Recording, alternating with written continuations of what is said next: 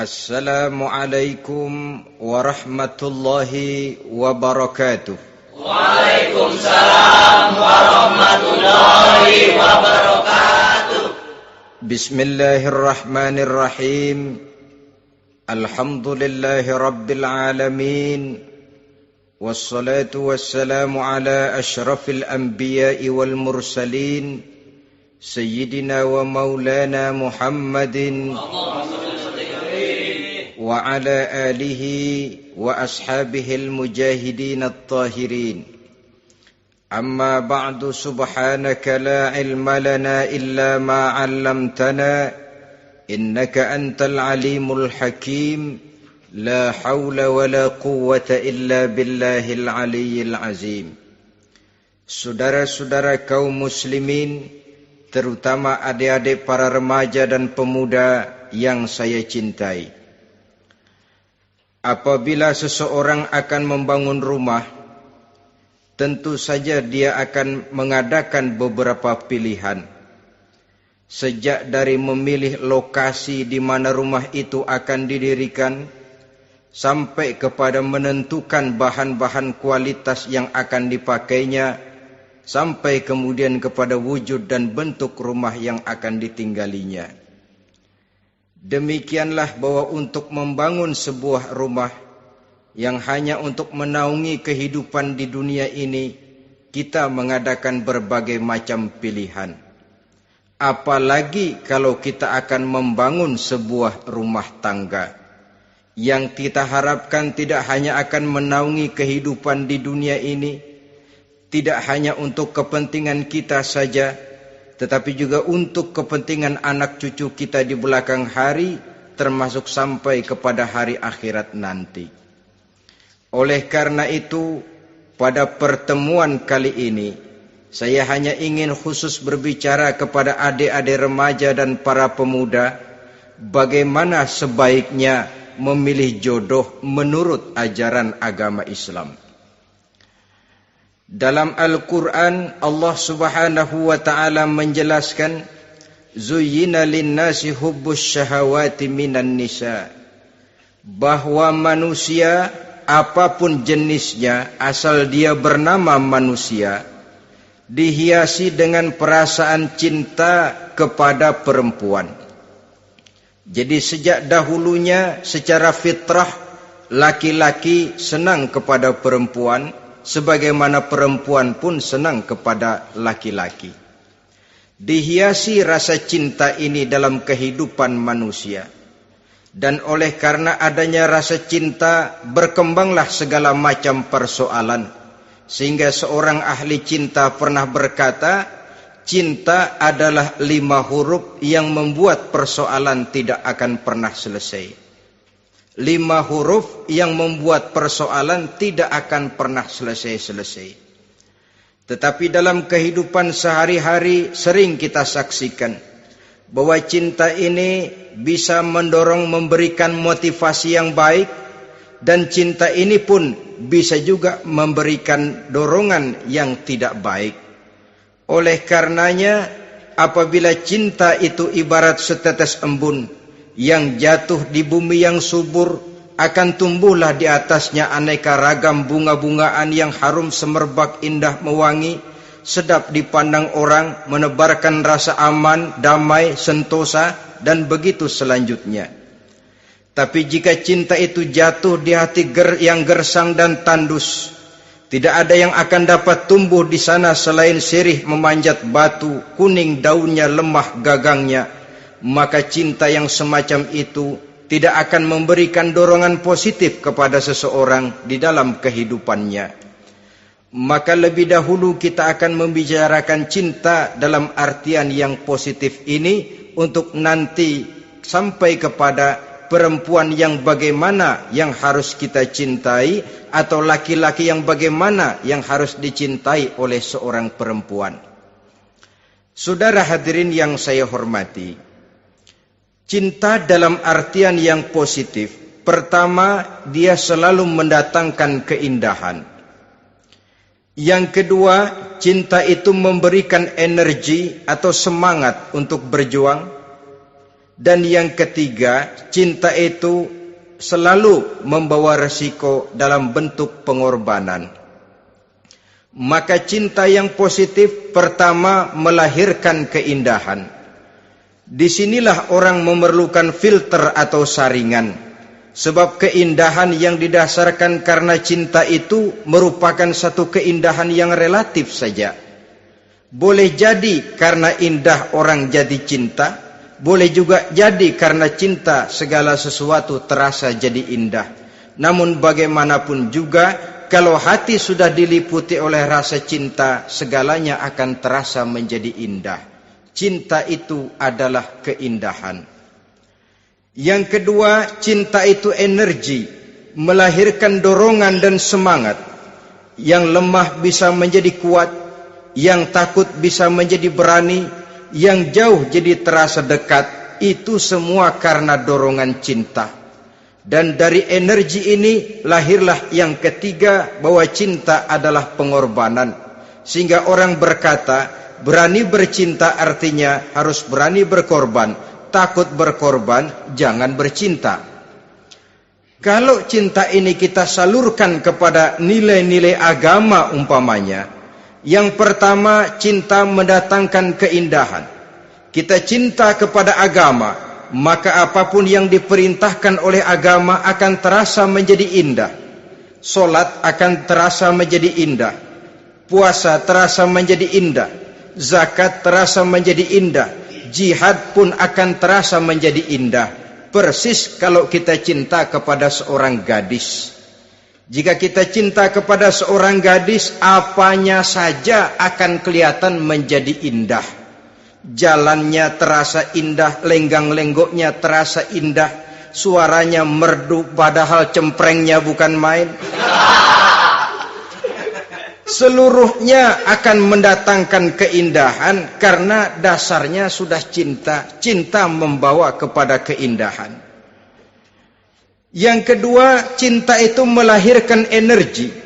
Orang yang cinta kepada agama akan lahir tenaga dan semangatnya melaksanakan ibadah, melaksanakan puasa, melaksanakan zakat, melaksanakan solat, melaksanakan haji, bahkan melaksanakan jihad sekalipun. Cinta selamanya menimbulkan energi dan semangat. Sama saja dengan kita apabila jatuh cinta kepada seorang gadis, walaupun rumahnya jauh, katanya, gunung pun akan kudaki, lautan pun kuseberangi. Untuk apa itu? Untuk menemui apa yang kita cintai. Cinta selamanya melahirkan energi. Capek tidak terasa, lelah tidak terasa, semuanya tertutup oleh keindahan yang bernama cinta. Lalu yang ketiga, cinta membawa pengorbanan. Apabila kita cinta kepada agama, maka pengorbanan terhadap apapun yang diminta oleh agama, baik itu pengorbanan waktu, tenaga, pikiran, harta, bahkan pengorbanan nyawa sekalipun, kita tidak akan berat melaksanakannya karena cinta kita kepada agama yang kita anut ini. Demikian juga cinta kita kepada seorang perempuan akan membuat kita rela berkorban. Apapun yang dia minta, jangankan kita tidak mampu, jangankan kita mampu, kita tidak mampu sekalipun, kita masih berusaha untuk mampu guna memenuhi tuntutan si buah hati belahan jantung. Kadang-kadang malam minggu si doi ngajak nonton. Umpamanya duit tidak ada, gajian belum, kerja enggak. Timbullah inisiatif, entah sepatu kita jual ke tukang loa, entah celana mampir dulu ke tempat lain. Yang penting kita berkorban untuk memenuhi permintaan si buah hati belahan jantung. Ketika itu pengorbanan sudah tidak kita rasakan lagi. Bahkan pengorbanan yang paling pedih sekalipun, dalam gurau, dalam bercanda misalnya, dicubit kita oleh kekasih kita, pedih bukan main, terkelupas kulit, mengalir darah, bukan nangis, nyengir. malah kadang-kadang minta tambah dicubit lagi. Itulah romantikanya cinta, sanggup membuat orang berkorban, melahirkan energi dan semangat, menambah keindahan dalam kehidupan, sepanjang dia dalam artian yang positif. Kalau demikian masalahnya, di dunia yang penuh dengan perbenturan nilai sekarang ini, orang sering salah jalan bagaimana memilih jodoh untuk membangun rumah tangga yang bahagia. Jangan lupa bahwa membangun rumah tangga ini bukan hanya untuk 1-2 bulan, bukan hanya untuk 1-2 tahun, bahkan bukan cuma untuk kehidupan dunia, lebih daripada itu pun untuk menunjang kebahagiaan di akhirat. Oleh karenanya, memilih jodoh bukan satu hal yang mudah, bukan satu hal yang bisa dilaksanakan sambil lalu, tetapi memerlukan penelitian, memerlukan pengamatan yang mendalam. Apa petunjuk agama tentang itu? Dengan kata lain, bagaimana seharusnya seseorang memilih jodoh dalam kehidupannya? Ini tentu saja sumbangan moral buat adik-adik remaja dan para pemuda yang lagi kebingungan memilih jodoh, atau barangkali buat bapak-bapak yang kepengen nambah lagi.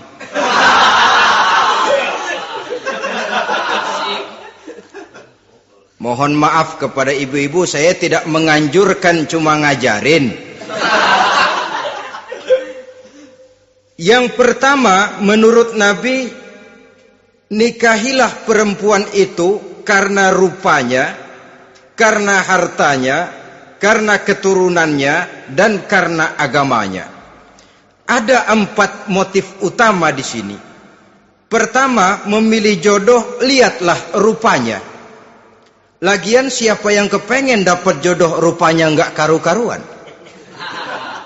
Cari rupa yang cantik, indah, dan menawan.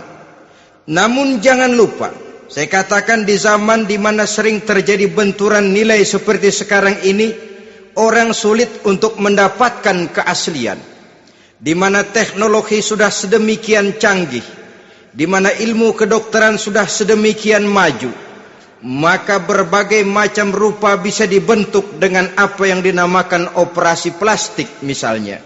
Yang pesek bisa dibikin mancung, kuping yang kelebaran bisa dibikin sedang, pipi yang kembung sebelah bisa dibikin rata, janggut yang tidak menarik bisa dibikin bak lebah bergantung katanya. Oleh karena itu, kalau pilihan hanya tertuju kepada rupa yang cantik saja semata-mata, kita sudah melakukan satu kesalahan yang sangat besar. Sebab apa? Diperingatkan oleh Nabi melalui hadis Ibnu Majah, Bazar dan Baihaqi dari Ibnu Umar. Janganlah kamu kawini seorang perempuan karena kecantikannya, sebab kecantikan boleh jadi akan mencelakakan. Jangan juga kamu kawini perempuan karena hartanya, sebab kekayaan biasanya akan mendatangkan kesombongan. Tetapi kawinilah karena agama dan akhlaknya, karena itulah yang akan membawa kepada kebahagiaan. Saudara-saudara kaum muslimin, terutama adik-adik remaja dan para pemuda, dikala usia puber, apalagi mata baru terbuka, awal balik namanya, remaja sering kehilangan filter. Pokoknya asal ngelihat rupa yang sudah lemot, denok, geboy, pikiran pun hanyut, malam terkenang, siang terbayang, tidur tak nyenyak, makan tak enak katanya, selalu terbayang wajah si doi. Dikala itu orang kehilangan pertimbangan bahwa rupa yang cantik kadang-kadang sering menipu. Diriwayatkan oleh Imam Ibnu Abbas, satu hari ketika sedang kumpul dengan para sahabat, lewatlah orang dengan potongan potongan orang kaya. Kelihatan kan, orang kaya sama orang miskin jalannya aja lain kan. Jalannya saja, jangan gaya hidupnya, jalannya saja lain.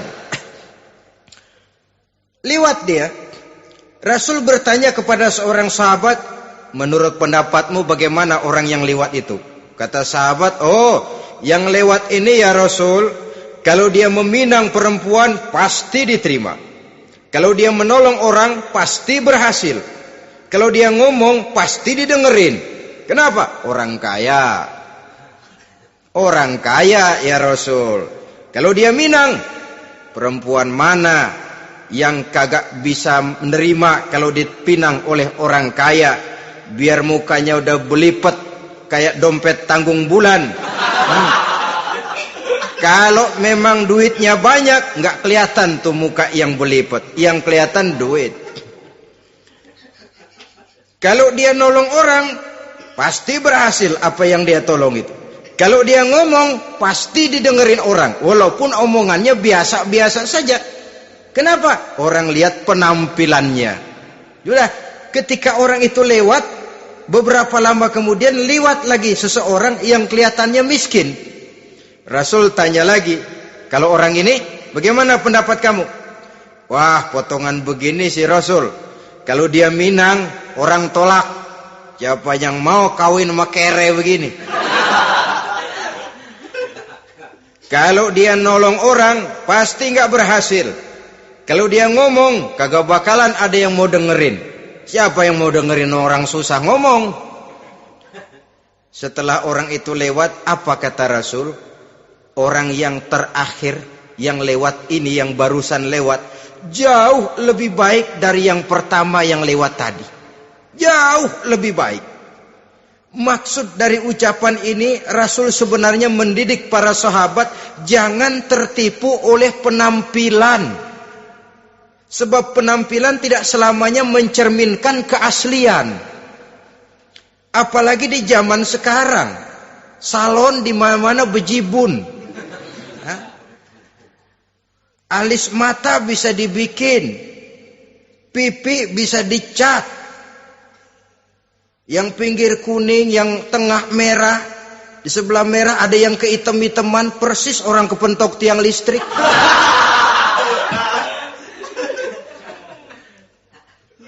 Kecantikan yang artifisial, kecantikan yang bukan alami. Karena itu silakan saja cari yang cantik, tapi jangan terpaku sampai di situ. Sebab kecantikan di samping dia mudah berubah oleh pergeseran masa dan pertukaran waktu, ternyata penampilan tidak selamanya mencerminkan keaslian. Lain hari seorang sahabat pernah mengadu, "Ya Rasul, ada apa?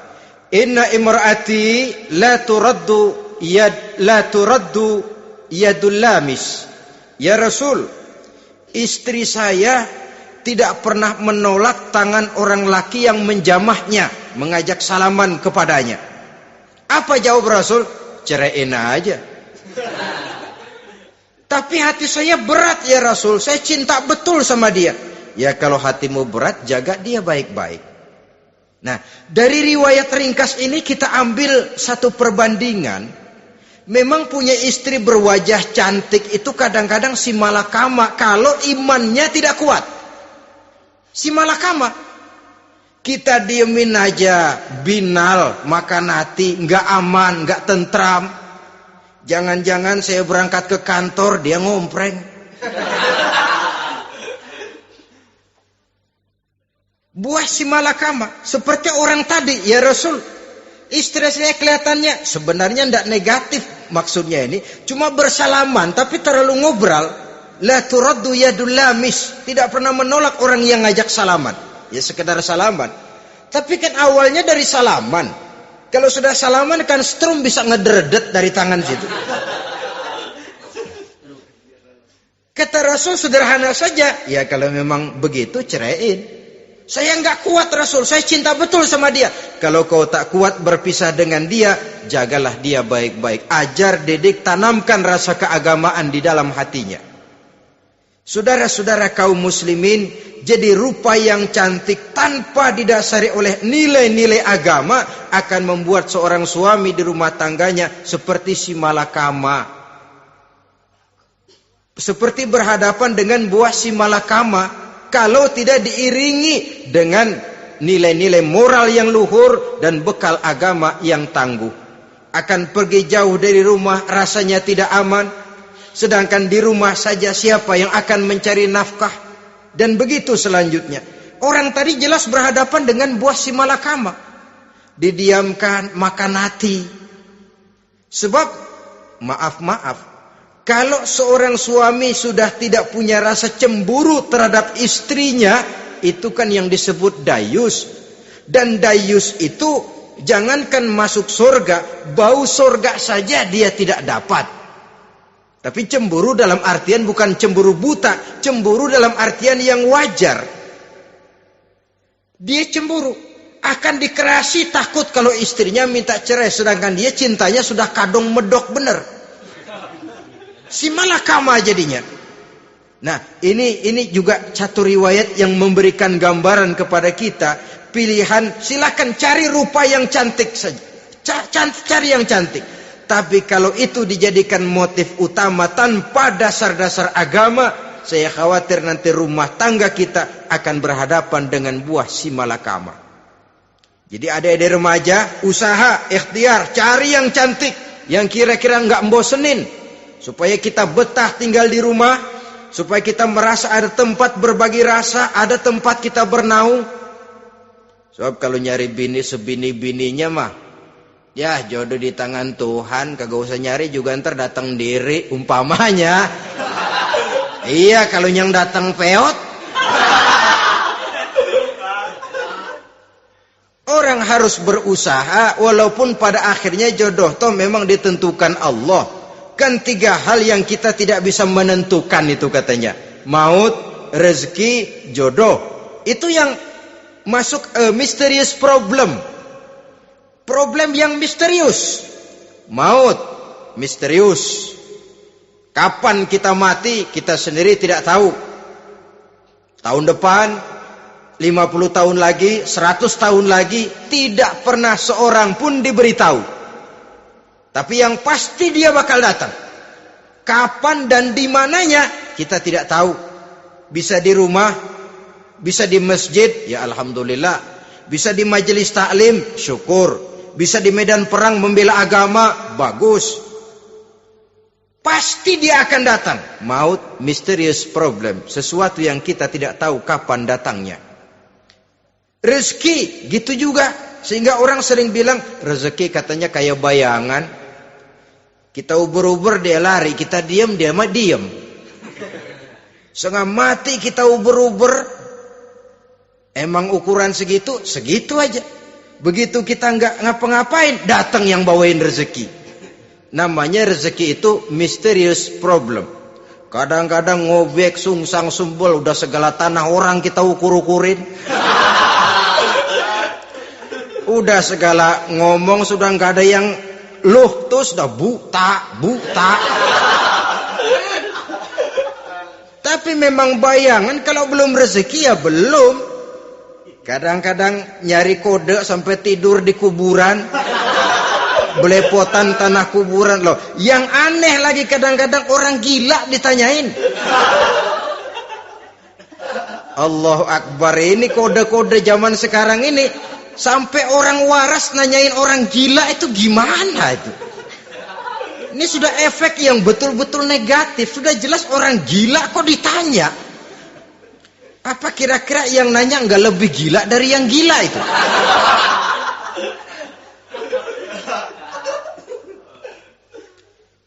Saudara-saudara kaum muslimin, terutama adik-adik remaja dan para pemuda, jadi silakan saja cari rupa yang cantik, karena dia akan jadi tautan hati, buah hati belahan jantung, tempat kita berbagi rasa, tempat kita pulang dan tinggal di rumah tangga kita. Tapi hendaknya kecantikan rupa itu diiringi juga dengan kecantikan budi. Karena itu cari rupa yang cantik. Ini pilihan utama. Yang kedua, kata Nabi, harta, cari yang kaya. Tetapi jangan lupa, jangan dijadikan pilihan utama. Karena kekayaan sering mendatangkan kesombongan. Apalagi kalau seorang pemuda mendapat istri orang kaya. hidupnya dimodali oleh istrinya, maka biasanya wibawanya sebagai seorang suami akan hilang. Akhirnya komando di tangan istri. Dikala itulah suami tidak lebih daripada prajurit yang taat kepada komando istrinya. Padahal menurut konsep Quran, ar-rijalu qawwamuna 'alan nisa, laki-laki diciptakan sebagai pembimbing bagi perempuan. Kalau nanti suatu saat terjadi benturan, sedangkan modal diberikan oleh istri, terjadilah pengungkitan. Kata istrinya apa? Lu jangan bertingkah, lu kan kawin sama gue modal lu kolor doang.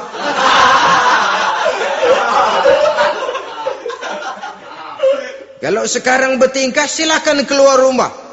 Bawa seperti engkau datang dulu, jangan bawa apa-apa. Pergilah seperti engkau datang dulu kemari. Hilanglah wibawa seorang suami. Suami kalau udah digentak sama istri begitu, ngelempuruk kayak ayam sampar. Di mana lagi letak wibawanya? Harta sering mendatangkan kesombongan.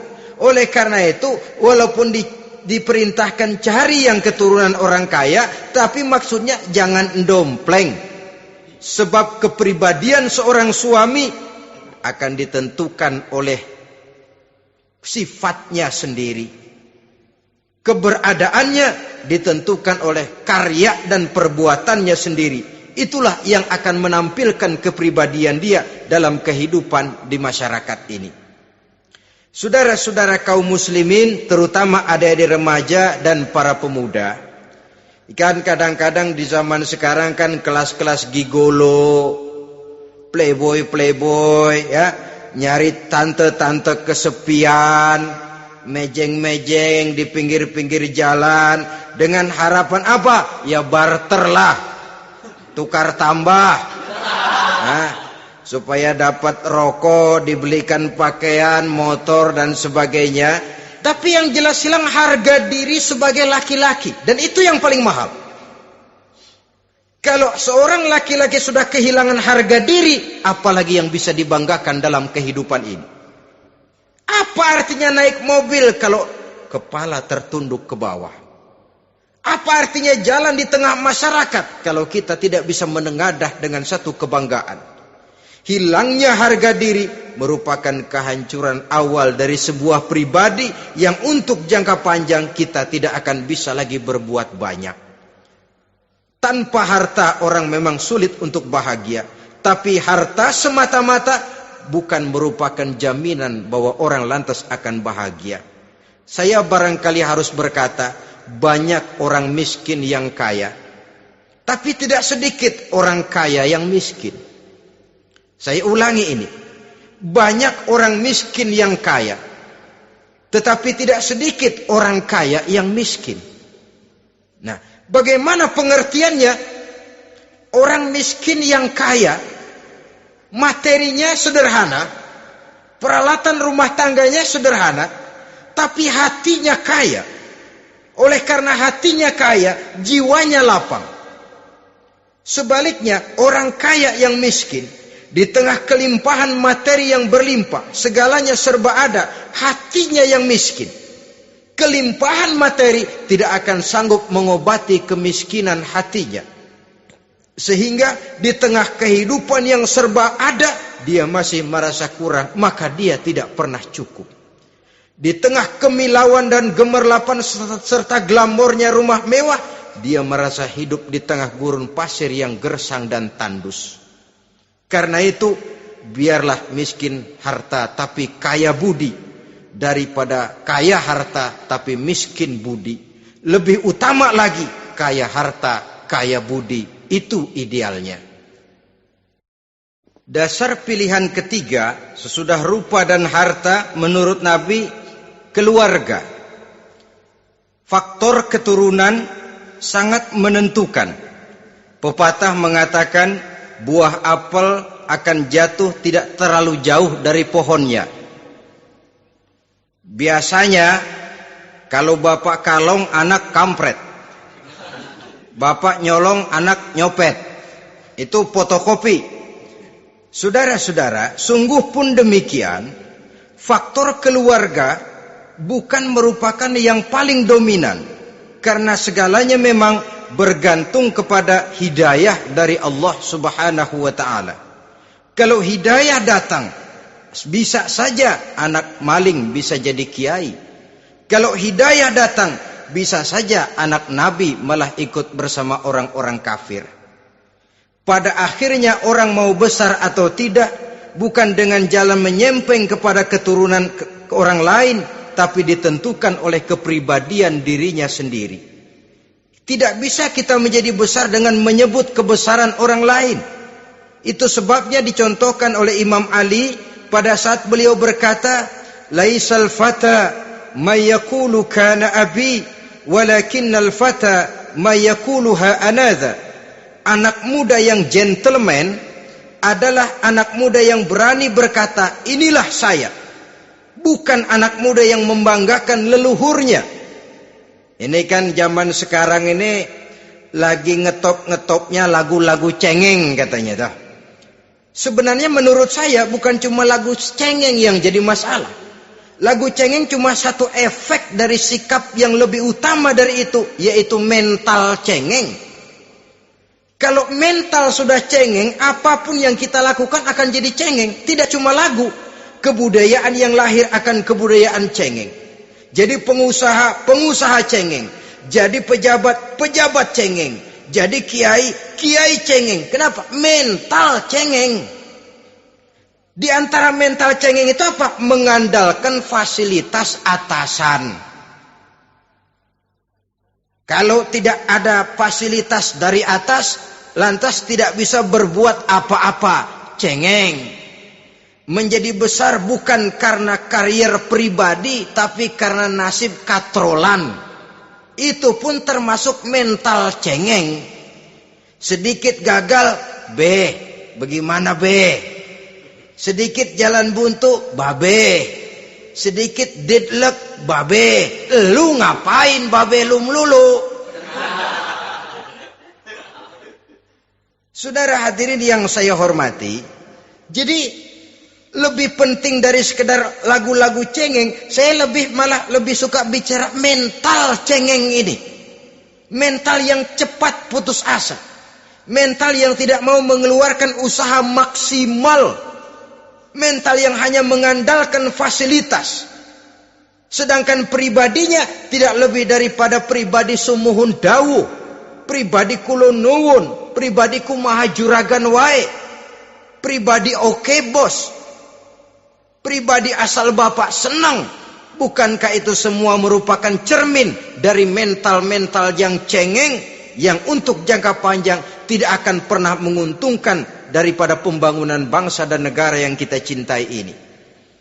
Seseorang mau besar atau tidak, bukan dengan jalan menyempeng kepada kebesaran orang lain. Bahkan Syauqi dalam sebait syairnya yang lebih tegas mengatakan,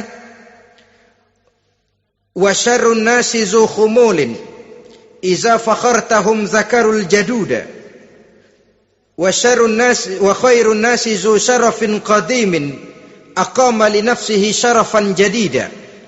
Generasi yang paling jelek adalah generasi pemalas. Kalau kelihatan orang lain lebih hebat dari dia, disebut-sebutnya kebesaran nenek moyangnya. Dia sendiri nggak punya prestasi apa-apa. Kerjanya cuma ngandeli babe. Kerjanya cuma menggelayuti fasilitas orang tuanya. Tanpa itu dia tidak akan punya nilai dan harga sama sekali. Ini generasi paling jelek. Kalau orang lain kelihatan lebih hebat, dia sebut nenek moyangnya. Lo sih belum apa-apa lo, baru kopral lo. Engkong gua no, komandan Hansip. Engkongnya. Engkongnya yang disebutin. Dia sendiri tidak punya prestasi apa-apa. Jadi silahkan saja cari gadis dari keturunan keluarga yang baik-baik. Tapi jangan jadikan tendensi utama, jangan dengan niat untuk menyempeng kepada kebesarannya. Tapi paling tidak dengan niat agar mudah-mudahan dari benih yang baik ini akan lahir keturunan-keturunan yang baik pada akhirnya nanti. Itu yang kita harapkan. Bukan lalu dengan pertimbangan, mertua gue bos nih, kali aja begitu gue kawin dia mampus. Ini semua warisan kan jatuh kemari semua. Kalau itu niatnya sudah jelas salah. Kita mencari perempuan dengan keturunan-keturunan yang baik dengan berharap agar anak-anak kita nanti yang akan merupakan benih cucunya akan melahirkan kebaikan-kebaikan seperti leluhurnya dulu. Saudara, pilihan yang keempat kata Nabi, agama. Ini yang paling inti. Kenapa? Agama itu motivasinya moral. Di sini segalanya ditentukan. Rupa yang baik, harta yang banyak, keluarga yang luhur. Kalau sudah dilandasi oleh agama yang rapuh, bahkan tidak beragama sama sekali, ketiga hal di atas tadi hanya akan mendatangkan malapetaka. Sekarang kan kita tertipu oleh penampilan. Padahal penampilan belum tentu kenyataan.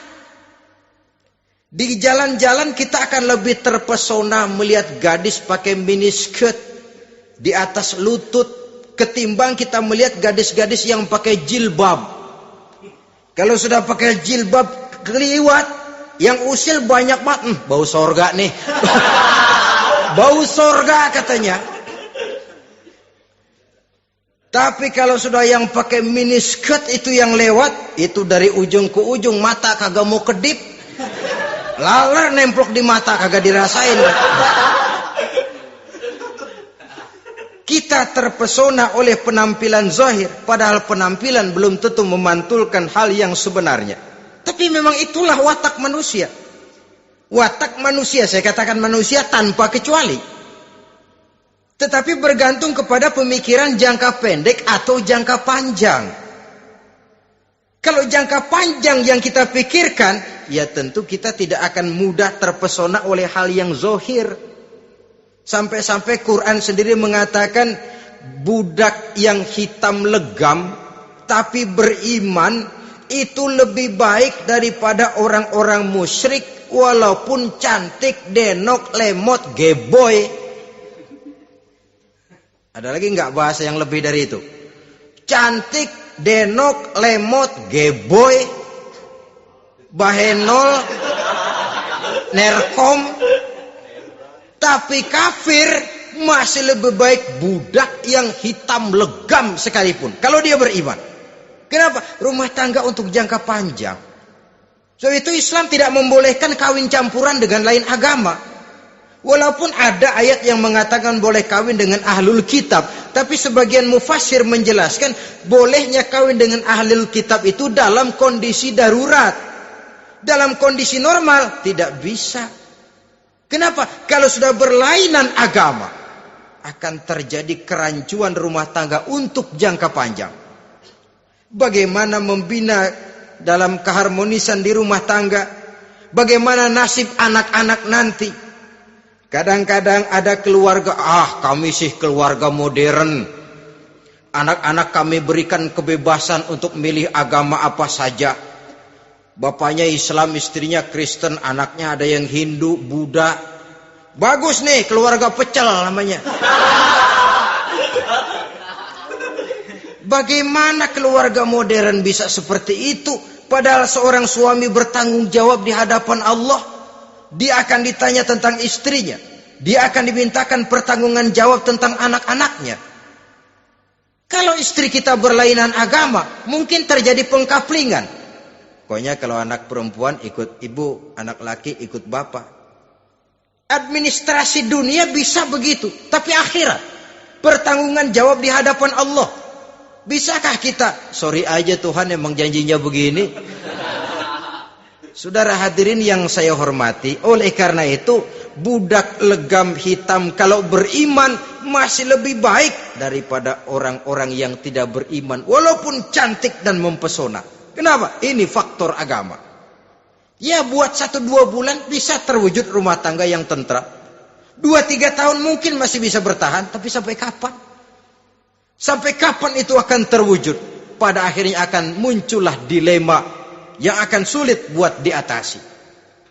Oleh karenanya motif agama dijadikan stres oleh Nabi. Fasfar bizatiddin taribat yadak. Pilih agama sebagai titik sentral, sebagai pilihan utama. Kalau agamanya kuat, walaupun rupanya sederhana, tapi karena nilai agamanya kuat, dia bisa menyenangkan hati suaminya. Dia bersolek untuk kepentingan suaminya. Dia taat kepada suaminya. Harta, dia anak orang kaya untuk membantu perjuangan suaminya. Tapi kalau tidak ada modal agama, rupa yang cantik bisa menyengsarakan suami. Apalagi kalau suami kere. Istrinya sudah cantik, kaya ataupun tidak kaya kadang-kadang. Udah, suaminya suruh ngempuk di rumah, bininya yang kerja. Ya kalau kerja mendingan kalau dikerjain itu.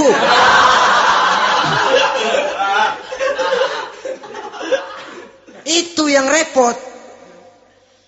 Saudara hadirin yang saya hormati, dan ini bukan 1-2 kasus. Alangkah malangnya kalau sudah terkena hal seperti itu. Akhirnya seperti pengaduan sahabat kepada Rasul tadi. Mau diceraiin, cinta saya udah medok bener Rasul. Enggak diceraiin, hati saya ngebet, pegel. Si malakama akhirnya. Jadi oleh karenanya agama. Kalau dia cantik, walaupun miskin, agamanya kuat, dia bisa memelihara kehormatan diri.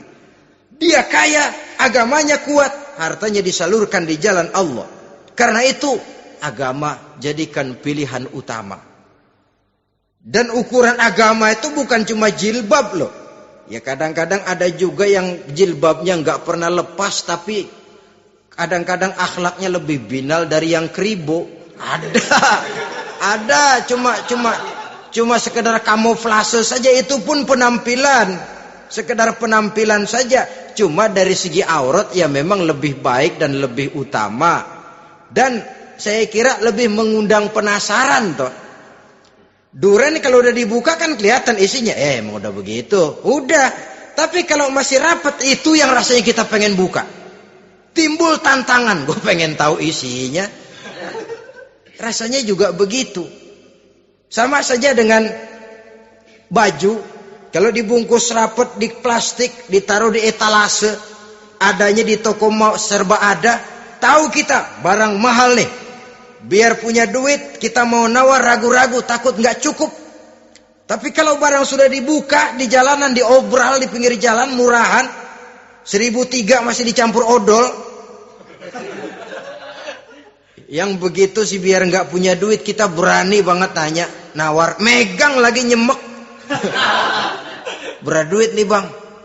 Kenapa? Barang sudah terbuka. Jadi saudara-saudara, syukur kalau keempat-empatnya ini jodoh terkumpul dalam jodoh yang saudara cari. Sudah rupanya cantik, kaya, keturunan orang baik-baik, agamanya kuat. Nah, surga dunia tuh. Yang begitu cari. Kalau ada yang begitu, saya juga mau nambahin satu lagi.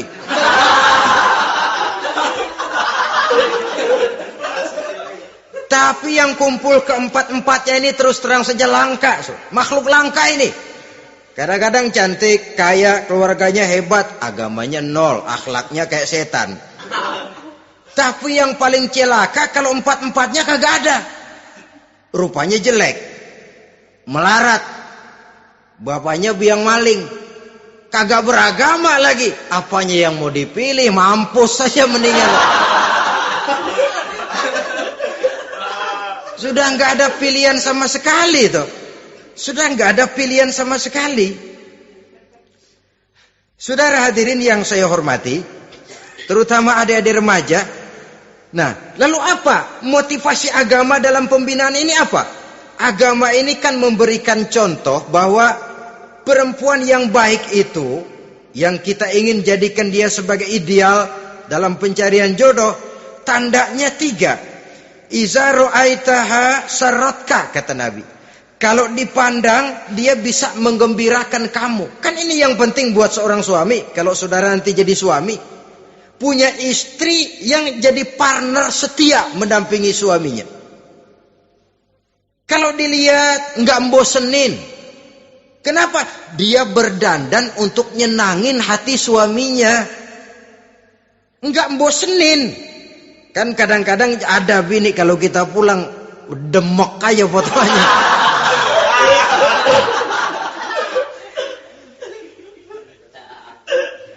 Ini yang bikin suami enggak betah di rumah ini kan yang begini. Adapun perempuan yang beragama, apabila dipandang oleh suaminya, dia pandai menyenangkan hati suaminya. Andai kata suaminya dalam kesulitan, dia tidak menambah beban kesulitan. Paling tidak dia bisa memberikan satu bantuan moral. Bantuan moral untuk mengurangi beban kesulitan daripada suaminya. Suami pulang dagang rugi, kata istrinya, romantika bang. Sekali-sekali lah, masa selamanya dagang mau untung. Besok siapa tahu untung lebih besar. Kan meringankan toh. Kadang-kadang enggak, suami pulang dagang dari pasar panas, rugi. Sampai rumah bini pidato. Pletar-pletor. Lu dagang rugi, emang lu laki goblok.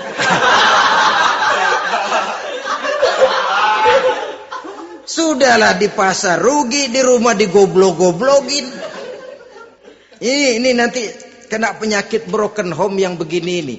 Padahal kesuksesan di kantor, kesuksesan di pasar, kesuksesan di medan tugas selalu dimulai dari kesuksesan dan ketenangan dari rumah tangga.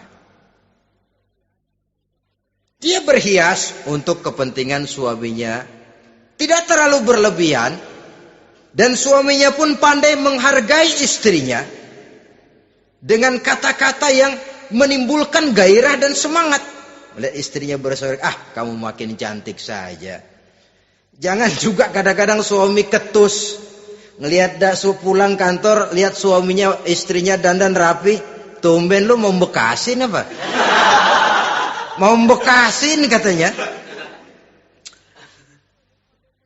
Artinya apa ini? Pandai mengembirakan, bisa tenggang rasa, bisa berbagi rasa. Sehingga suami merasa ada tempat dia bertukar pikiran. Ada tempat dia membicarakan persoalan. Dialog dalam kehidupan berumah tangga itu sangat diperlukan. Iza ra'aitaha sarratka, kalau dipandang dia sanggup mengembirakan kamu. Dikasih uang 500 senyum, 5.000 pun ketawa. Menggembirakan. Dia bisa taruh kata hatinya kesel, tapi mulutnya senyum. Nah ini yang sulit ini. Senyum tapi kesel, kesel tapi senyum. Kadang-kadang istri itu kan kalau sudah kesel, suami pulang nggak bisa dia menyembunyikan kekesalannya.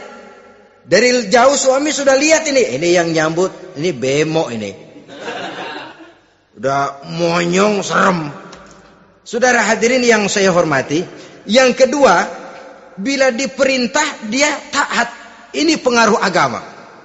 Sehingga Nabi mengatakan, "Lau amartu li ahadin ayyasjuda ila ghairiha, la amartul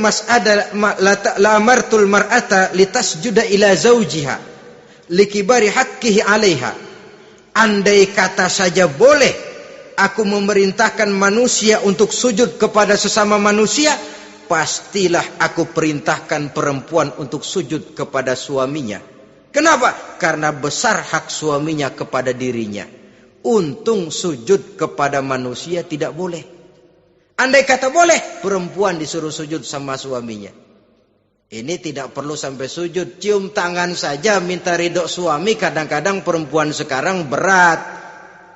Paling banter setahun sekali lebaran doang. Laki pulang sembahyang tubruk, cium tangan, minta redo, nangis segala macam. 3 hari habis lebaran, beras habis, monyong aja lagi.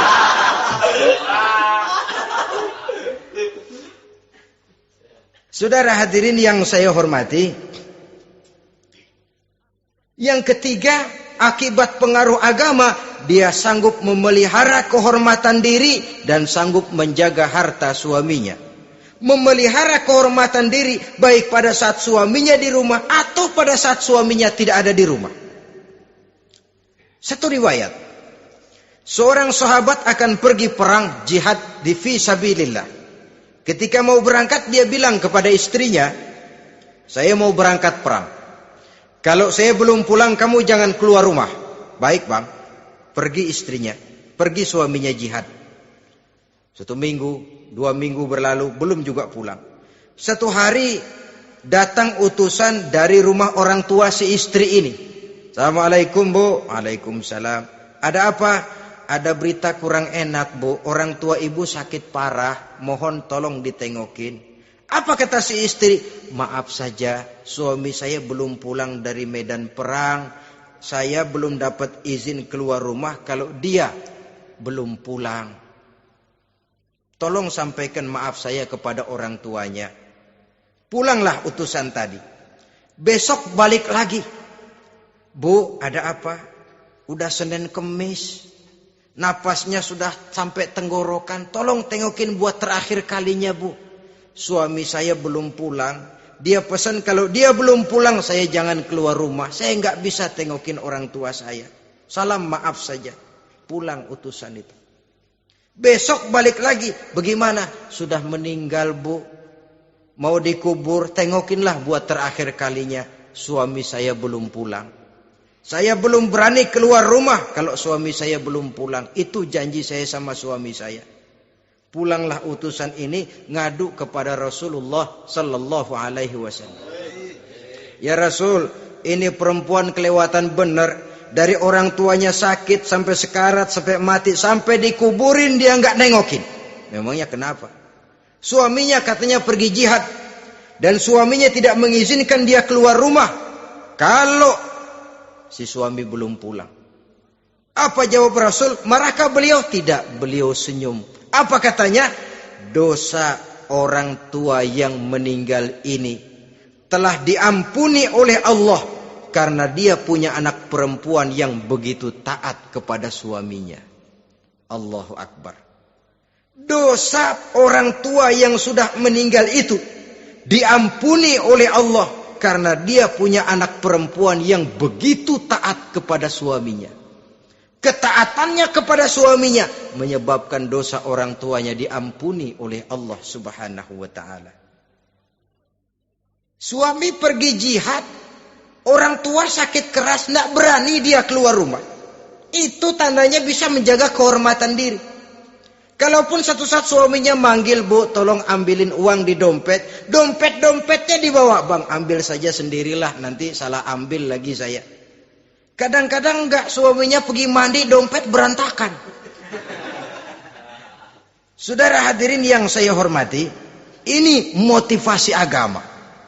Jadi kecantikan zahir yang diimbangi dengan kecantikan batin oleh karena pengaruh agama tadi. Kalau sudah kemari, orang tidak perlu mikir-mikir operasi plastik, bikin yang pesek jadi mancung supaya orang tertarik, bikin belakang yang kurus jadi menarik. Tidak. Orang tidak perlu lagi pakai susuk-susukan, dipasang di bibir supaya kalau senyum orang gempor, supaya kalau ngomong orang percaya, dipakai di kuping supaya macam-macam. Tidak perlu lagi pakai jompa-jampe, pelet-peletan supaya kalau diludahin orang ngikut. Nggak perlu lagi. Kenapa? Cinta itu nature, sesuatu yang alamiah, yang tidak bisa dipaksakan. Dia kudrati, karunia dari Allah. Tidak bisa cinta dipaksakan. Kalaupun bisa, dengan ilmu pelet, oh saudara bisa membuat orang jatuh cinta, ya 2-3 hari, 4-50 hari. Kesananya, apa yang akan terjadi? Kelanggengan tidak akan pernah terwujudkan. Kenapa? Keterpaksaan yang akan timbul.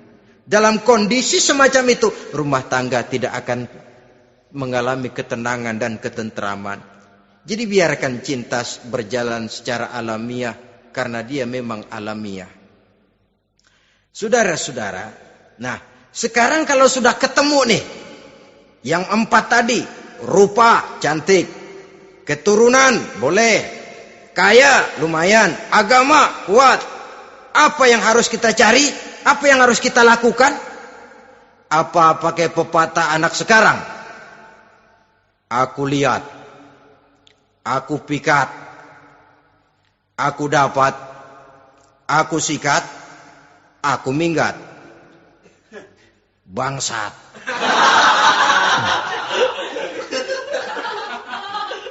Itu kan ada moto cinta kilat begitu tuh. Cinta kilat katanya.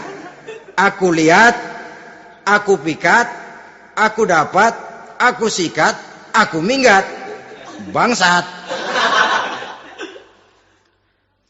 Atau kita harus hanyut dalam arus free love, free sex, summon living, eksperimen dulu? Tidak. Islam menganjurkan kalau memang seret, ini rasanya ini nih, mantap gue nih. Apa yang diajarkan oleh Islam selanjutnya? Meminang, saudara-saudara. Meminang adalah langkah awal untuk mengikat tali pernikahan. Diizinkan meminang, dan di dalam meminang pun diizinkan untuk melihat. Cuma kalau boleh, ya syaratnya itu waktu melihat itu jangan sampai ketahuan si perempuan yang akan kita pinang itu. Untuk apa kita meminang? Pertama untuk yakin bahwa perempuan yang kita inginkan ini sudah kumpul syaratnya itu, tidak ada cacatnya. Yang kedua, untuk memperkuat tekad hidup berumah tangga, diperlukan meminang. Adapun adat itu berbeda. Tapi bahwa konsep meminang itu dalam Islam ada, itu jelas. Ya kalau mesti bawa pisang raja, pakai roti buaya, pakai martabak segede ban mobil truk segala macam, itu adat saja, ya. Tapi yang real meminang itu ada dalam Islam. Nah, bagaimana adab meminang? Setelah kita tahu anak ini cantiknya ya, keturunan baik, ya kekayaannya lumayan, agamanya kuat, pinanglah dia.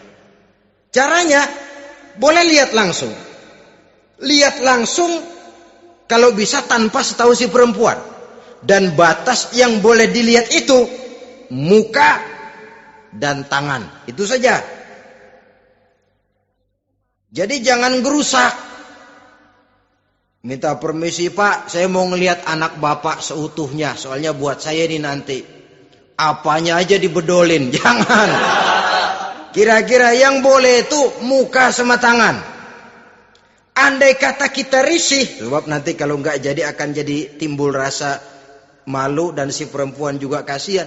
Boleh mengutus perempuan yang kita percaya. Coba kau ke sana, lihat kondisinya yang sebenarnya bagaimana. Kalau ngelihat dari jauh sih utuh, siapa tahu nanti tangannya kurang sebelah. Coba lihat sana. Saudara-saudara, kemudian boleh juga ditanyakan kepada orang tuanya. Dan dalam hal ini orang tua si gadis tidak boleh menyembunyikan aib atau cacat yang dimiliki oleh anaknya. Dia harus menceritakan apa adanya, sampai pun kekurangan anaknya yang paling kecil sekalipun. Sebab apa? Jangan sampai istilah pepatah beli kucing dalam karung. Kedengeran suaranya doang meong-meong, begitu dibuka tuh kucing gempor sebelah kakinya nggak ada. Kan tentu kita tidak kepengen kecewa di belakang hari. Itulah perlunya meminang sebagai jembatan untuk menuju kepada pernikahan. Nah, dengan demikian kalau sudah usaha meminang ini dilaksanakan, jangan merasa sudah setengah resmi. Ini yang kadang-kadang jadi penyakit.